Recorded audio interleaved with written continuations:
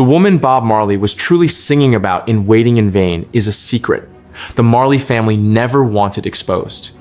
Her identity changes everything you thought you knew about the song. The real reason Rita Marley allowed her to stay is a shocking truth you will only learn if you watch until the very end. Rita Marley had walked beside him long before the world placed crowns and expectations on his head. Alfreda Constantia Anderson, born in Kingston, had been forged by hardship, faith, and music just as he had. When Bob Marley married her on February 10, 1966, he took not only a wife, but an ally. Someone who saw beyond the rising legend and understood the human beneath the dreadlocks and the prophetic eyes. She was there when there was nothing to inherit, nothing to gain, except the belief that greatness was on the horizon. She saw him when the world had not yet looked up. She held him when the nights were long and uncertain. She gave him a family shaped out of loyalty, resilience, and song. Yet the heart is not beholden to the vows the world writes.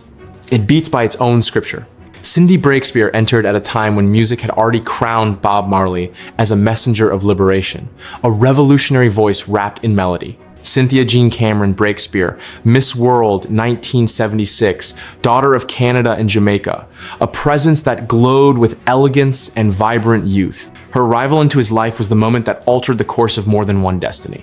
She was not just beauty, she was freedom, light, escape from the weight of being prophet, leader, father of a movement. With her, Bob was not the emblem of Rastafari. He was simply a man who wanted to be loved and seen without expectation. And it was that desire that led to the long waiting 3 years of knocking on a door that opened slowly, reluctantly, and yet irresistibly. Those years were not spent in silence. They were years of whispered visits, quiet corridors of longing, unspoken confessions behind studio walls, and the kind of emotional thunder that shakes a man from the inside. When Bob Marley wrote that line, "It's been 3 years since I'm knocking on your door," he was speaking to a love that felt inevitable but forbidden. He was speaking to Cindy, to her uncertainty, to his persistence, to the universe that seemed determined to delay what both already knew. But while he waited, Rita endured. She knew. She always knew. She understood that love, real love, is not always pure or simple. It is sometimes bruised, weathered, scraped raw, and forced to expand to fit the lives of others inside it. Rita Marley knew her husband was a man claimed by the world before he was ever hers alone. She knew that his spirit was restless, hungry, searching for something the earth could not fully give him. And when Cindy entered the frame, Rita stood not as victim, not as rival, but as the woman who already knew her place in the story could not be erased simply because love had multiplied. Bob Marley lived between two worlds. The home built on history, loyalty, and faith, and the new love that felt like fire, rebirth, and awakening. When Damian Marley was born in 1978, the music world saw the continuation of lineage. But inside the private corners of life, this child represented something else. A love that could no longer be hidden behind metaphors and melodies. Damien was the living cord that tied Bob and Cindy permanently, a testament to a love the world had no authority to approve or deny. Yet even as their love flourished, it was never peaceful. For Bob Marley was still married to Rita, and Rita was not merely a wife in name.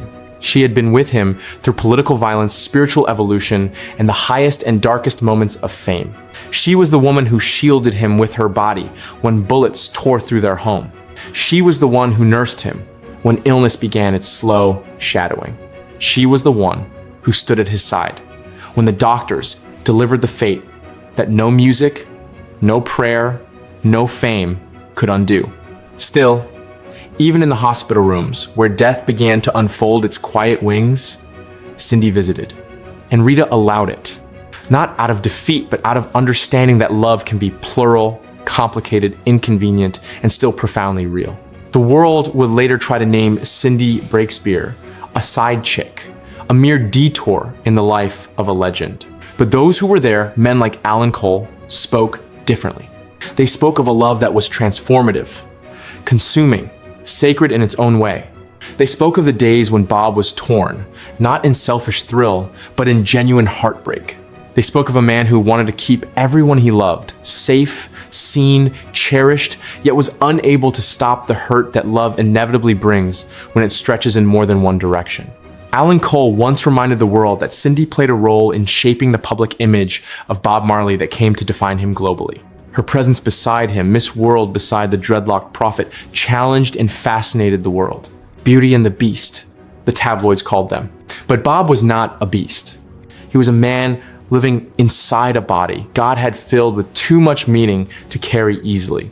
He did not chase Cindy for pleasure. He waited for her because something inside him believed she carried a piece of the destiny he had not yet touched. And she did. Cindy was joy, breath, laughter in the quiet rooms where the world could not reach him. She was not a replacement for Rita. She was something different entirely, something he needed. But Rita Marley was the foundation. When the illness worsened, when flesh began to fail, spirit, both women were there. Cindy at his bedside, Rita praying, weeping, and still loving him without condition. Their shared grief was the truest testament to the love they had for the same man. Two women joined not by rivalry, but by the sorrow of watching the same flame dim. When Bob Marley took his final breaths at the age of 36 in 1981, he left behind a nation that regarded him as a prophet, children born from multiple loves, a legacy that could not be contained to records and posters, and two women who had loved him fully and without apology. Rita continued the mission. Her life became an extension of his message. She mothered more than her own children. She adopted 35 children in Ethiopia. She built homes, schools, scholarships. The world awarded her the Order of Distinction, but no medal could ever measure the depth of her strength. Cindy continued to live with grace, dignity, and quiet reflection. The world criticized her, questioned her, tried to diminish her story, but she carried a truth that did not need the approval of the crowd. She continued raising Damien, who would himself become a giant of reggae, inheriting his father's fire and his mother's calm presence. And the song Waiting in Vain remained, not just as a love song, but as a confession frozen in melody. A memory of a man who waited for love even when the world already loved him beyond measure. A reminder that prophets are not immune to longing, that revolutionaries still ache in private, that legends are human. And so the story continues, not in the debate of who was loved more or which love was rightful, but in the understanding that a man as expansive as Bob Marley could not love in small ways. His love was a flood, a river that carved new paths wherever it flowed, a love that demanded patience, forgiveness, courage, surrender. And somewhere in the afterlife of music and memory, Bob Marley is no longer waiting in vain. Tell me if you had ever heard this story behind the song before. Let me know which part of this love triangle you find the most compelling. Share your own theory about the true meaning of another famous love song in the comments. I am reading all your comments. Follow for more untold stories behind the world's most famous music.